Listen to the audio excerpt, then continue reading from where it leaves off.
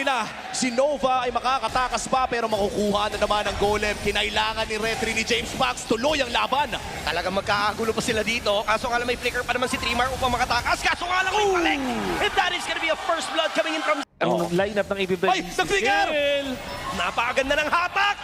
At yun naman, yung naging other side of the map, si Trimar na ang gusto nilang bigyan. This is gonna be the trade na gustong kunin ng AP BREN. Turtle secured Ay, boy, para baka. sa TNC, pero si Trimar makakasurvive pa ba? Pero hindi. Andyan na mga baraha ni James Pax. Si Nova ata ang sunod nilang target. This is a potential 4v1 Nova. Paano ka alis? Hinuhugot-hugot na rin siya, hinahatak-hatak lang din kung anong ginagawa ni Nova sa kanya. Ba yung moves dito ni Chuck Mamba? Tupite, uy, meron pa isang kill dito. Ito yung mas magandang kill ko kay Trimar. Matutuloy nga. At ang simula ng laban na ito, talagang palitan sa bawat corner. Teka lang, Penny Cutie goes down! Play mula kay Nova. Available ang flicker plus divine judgment! Napakalayo! Napakalayo ng hatak niya pero buhay pa rin man si Lancy. Si Chakto na ang gustong targetin pero mukhang makukuha lang din naman. But that is gonna be KelVJ running him down. Makukuha nila yung kill. Yung pag-uwala pa rin mapapansin pero that is gonna be a blazing duet coming from Penny Cutie. Na-survive niya yung damage. Kaso nga lang andyan si Aqua. So tuloy pa rin ang bakbakan din. Maghahabol pa sila. And that is gonna be another kill.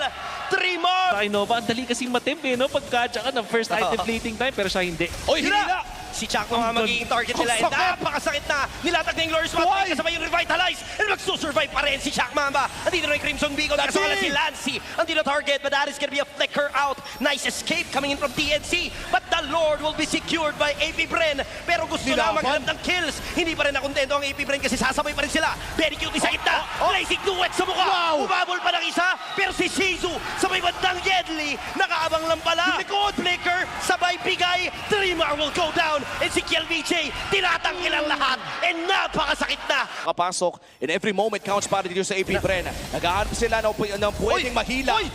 Ang nauli niya ay si Trimar pa, pero may flicker pa naman upang makatakas. Hindi na si Chakno ang alam tina-target. Andiyan pa naman yung Glorious Pathway. Patagilin, pero si James Banks ay nakapwesto. Lancy makakasurvive. Siya lang. Yeah, that could be a way for them. Lalo na wala pang immortality ngayon si Chakno. At malayo-layo pa dun sa immortality kung sakali. Nova na sa gilid. Ayan na, sino kaya kanya mahuli? And that is Lancy! Yung pinakamaganda pang pwedeng hulihin sa... True. At mukhang itutuloy na nga nila. Push dito sa gitna. No flicker. 5 laban sa 5. Wala dito yung hatak na i-expect nila from Nova. Pero andito naman yung kunat na ibinibigay ni KelVJ. Chakno dito nakakaramdam. And he will go down. 4 na lang dedepensa mula dito sa TNC. Pumipilit pa ang AP BREN. At mukhang kakayanin nila. Pero si Penny Cutie with a blazing duet will help them defend. Tanong ay enough ba yung kanilang depensa dahil nakalock na. Ito si Shizu. And AP BREN will take first blood.